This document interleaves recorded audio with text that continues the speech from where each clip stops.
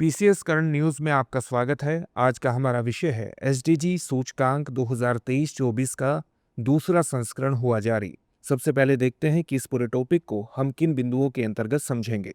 सबसे पहले बात करेंगे कि ये चर्चा में क्यों है, उसके बाद इसके मुख्य बिंदुओं को जानेंगे, फिर बात होगी सतत विकास लक्ष्यों के बारे में, नीति आयोग के बारे में संक्षिप्त चर्चा करेंगे और अंत में होगा आपके लिए एक अभ्यास प्रश्न। हाल ही में नीति आयोग ने उत्तर पूर्वी क्षेत्र जिला सतत विकास लक्ष्य एसडीजी सूचकांक 2023-24 का दूसरा संस्करण जारी किया है। यह सूचकांक पूर्वोत्तर भारत के 8 राज्यों के 121 जिलों में सतत विकास लक्ष्यों पर प्रगति को मापता है। आगे बढ़ने से पहले आपको बता दें कि अगर आप भी कर रहे हैं एसएससी की तैयारी, तो जुड़िए दृष्टि आईएएस की एक नई पहल दृष्टि एसएससी से, जहां आपको मिलेंगी free live classes, PYQs, demo classes, exam notification और स्ट्रेटजीज वीडियोस। तो अभी सब्सक्राइब कीजिए दृष्टि एसएससी। डिस्क्रिप्शन में दिए गए लिंक पर जाकर चैनल को सब्सक्राइब करें या आप हमें कॉल भी कर सकते हैं 8750187501 पर। चलिए अब देखते हैं मुख्य बिंदुओं को। इस सूचकांक में 121 में से 85% जिलों ने समग्र स्कोर में वृद्धि दिखाई है और फ्रंट रनर यानी 65 से 99 स्कोर श्रेणी में आए हैं।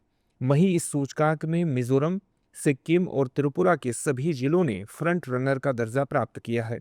बता दें कि इसमें मिजोरम का हनहथियाल जिला, जिसका स्कोर 81.43 है, पूर्वोत्तर क्षेत्र में सर्वश्रेष्ठ प्रदर्शन करने वाला जिला बना है। वहीं अरुणाचल प्रदेश का लोंगडिंग जिला, जिसका स्कोर 58.71 है, सबसे कम प्रदर्शन करने वाला जिला रहा है। इस सूचकांक में नागालैंड के 3 जिले शीर्ष 10 प्रदर्शनकर्ताओं में शामिल हुए हैं। इस सूचकांक में सिक्किम ने अपने सभी जिलों में सबसे संतुलित प्रदर्शन किया है, जहां जिलों के स्कोर में अंतर केवल 5.5 अंकों का रहा है।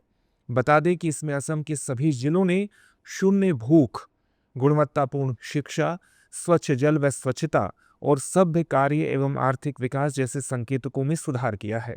इस सूचकांक में जिलों को 4 श्रेणियों में वर्गीकृत किया गया है।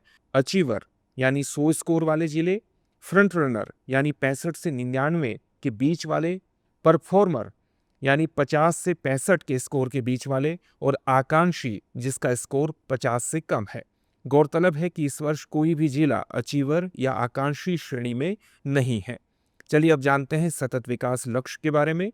ये संयुक्त राष्ट्र द्वारा निर्धारित 17 वैश्विक लक्ष्य हैं। इनका उद्देश्य वर्ष 2030 तक गरीबी, असमानता, जलवायु परिवर्तन, पर्यावरणीय गिरावट, शांति और न्याय जैसे वैश्विक मुद्दों का समाधान करना है। भारत ने इन लक्ष्यों को अपनी राष्ट्रीय विकास रणनीतियों में सम्मिलित किया है और नीति आयोग इनके कार्यान्वयन की निगरानी करता है। एसडीजी इंडिया इंडेक्स 17 में से 16 लक्ष्यों पर राज्यों या जिलों के प्रदर्शन का आकलन करता है। लक्ष्य 14 केवल तटीय राज्यों के लिए प्रासंगिक है। चलिए अब जानते हैं नीति आयोग के बारे में। यह भारत सरकार का शीर्ष नीति निर्माण संस्थान है। इसकी स्थापना वर्ष 2015 में योजना आयोग के स्थान पर की गई थी। इसका मुख्य उद्देश्य सहकारी संघवाद को बढ़ावा देना, राज्यों के साथ साझेदारी में विकास रणनीतियां बनाना और सतत विकास के लिए नीति निर्माण में सहायता करना है। चलिए अब देखते हैं आज के अभ्यास प्रश्न को।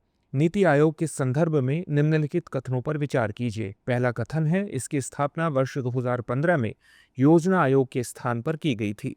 दूसरा कथन है, इसका मुख्य उद्देश्य सहकारी संघवाद को बढ़ावा देना और राज्यों के साथ साझेदारी में विकास रणनीतियां बनाना है।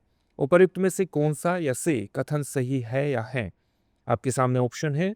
ऑप्शन ए केवल 1, ऑप्शन बी केवल 2, ऑप्शन सी 1 और 2 दोनों, ऑप्शन डी न तो 1 और न ही 2। इस प्रश्न का उत्तर आप हमें कमेंट बॉक्स में कमेंट करके जरूर दीजिए। फिर से एक नई सेशन में आपसे मुलाकात होगी। धन्यवाद। डियर व्यूअर्स, अपने एग्जाम की तैयारी को और बेहतर करने के लिए हमारे चैनल को लाइक, शेयर और सब्सक्राइब करना न भूलें।